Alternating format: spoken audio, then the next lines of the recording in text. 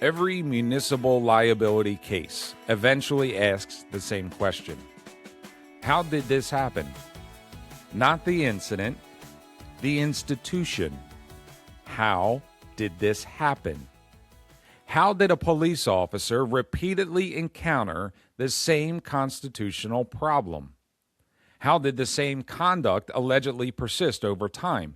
How did supervisors fail to recognize it? How did policymakers miss it? How did training records exist while questions about preparation still remain? How did an organization arrive here? Those are institutional questions, but I wonder whether sometimes they are answered in reversed order. Let me begin with something important. I'm not an attorney. I'm not here to explain Monell doctrine. I'm not here to explain deliberate indifference. I'm not here to explain causation. You understand those legal concepts far better than I do. My discipline is different. I study police training systems. And over time, I've become increasingly interested in a question that seems to sit underneath many institutional cases.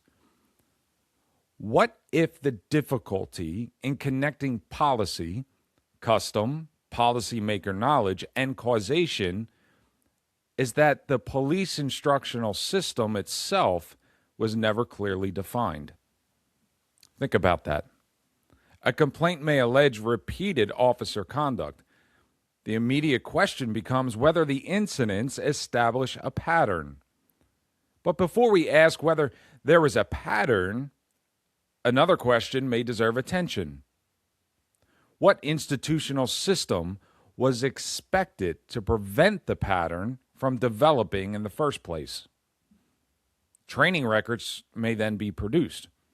Policies may be produced, lesson plans, and suddenly the discussion becomes whether officers were trained. But another question remains unanswered. What do those materials actually tell us about the functioning of the instructional system itself? Do they establish that instruction occurred? Perhaps.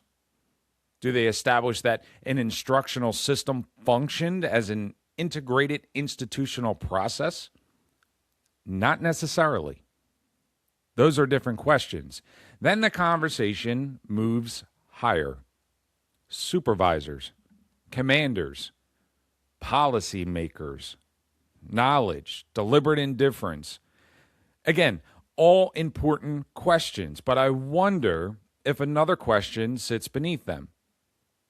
Without a defined instructional system, what exactly was being implemented?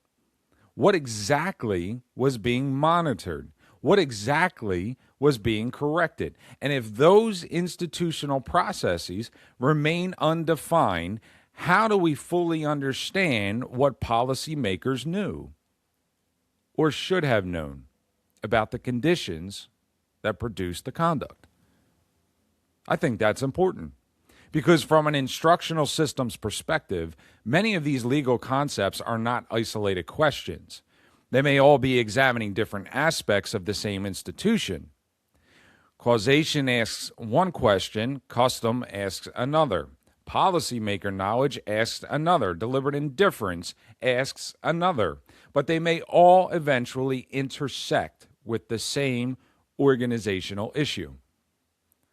How did the department expect its police officers to become prepared for recurring constitutional responsibilities?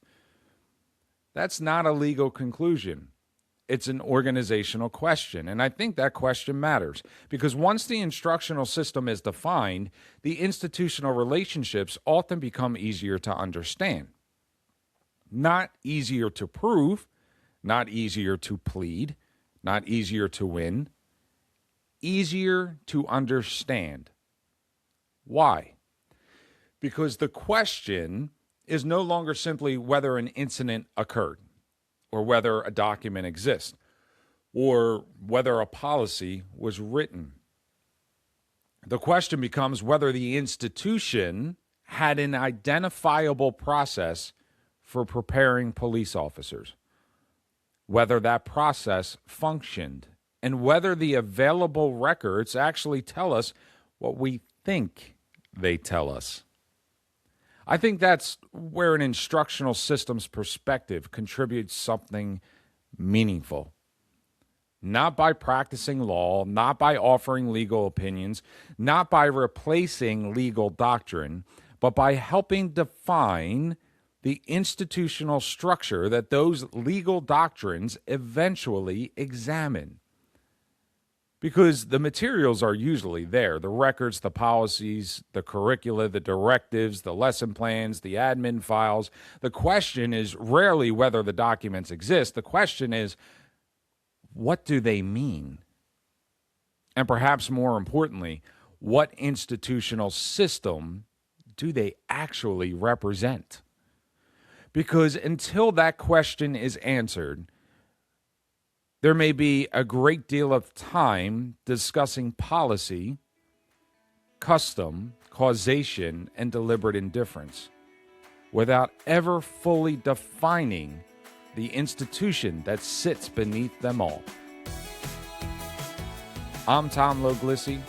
Thank you for listening to Police Praxis Audio Briefings.